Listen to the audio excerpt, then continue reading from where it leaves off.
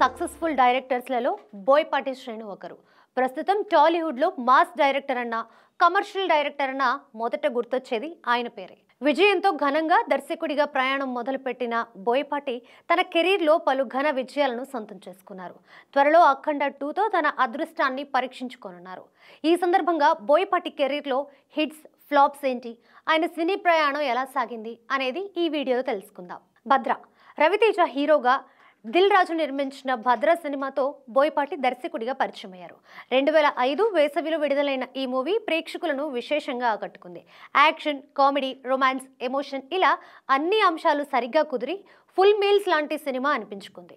అందుకే box office దగ్గర భారీ వసూళ్లు సాధించి సూపర్ హిట్గా నిలిచింది.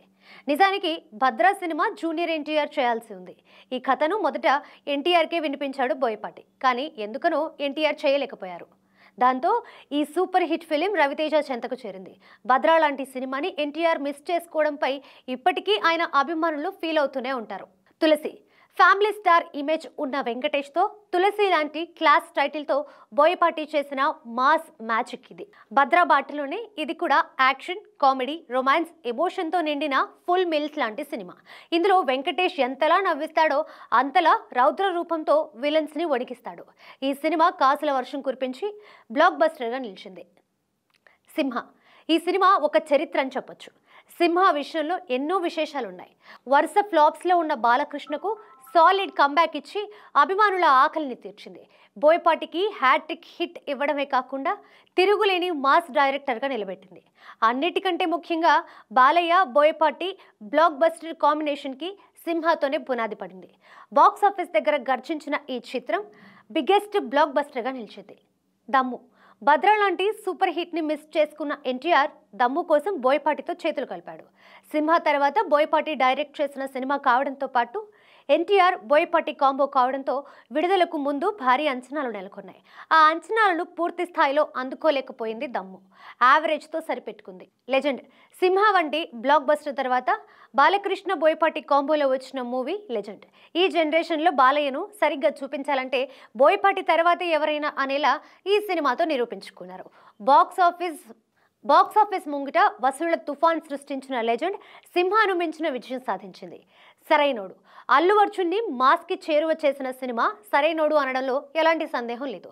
అల్లు అర్జున్ని కొత్తగా చూపిస్తూ అదిరిపోయే కమర్షియల్ సినిమాని అందించారు బోయపాటి.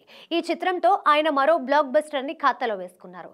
పాన్ ఇండియా స్టార్గా ఎదిగిన తర్వాత కూడా బోయపాటితో సినిమా చేయడానికి బన్నీ ఇంట్రెస్ట్ చూపిస్తున్నాడంటే సరైనోడు ఇంపాక్ట్ ఎలాంటిదో అర్థం చేసుకోవచ్చు. జయజానకి నాయక ఒక యంగ్ హీరోతో ఇలాంటి యాక్షన్ సినిమా తీయడం బోయపాటికే చెల్లిందని చెప్పొచ్చు. 2017లో వచ్చిన ఈ సినిమా బెల్లంకొండ శ్రీనివాస్ని హీరోగా నిలబెట్టడమే కాకుండా నిర్మాతకు లాభాలు తెచ్చిపెట్టింది. వినయ విధేయ రామ రంగస్థలం వంటి బ్లాక్ బస్టర్ తర్వాత రామ్ చరణ్ నటించిన సినిమా ఇది.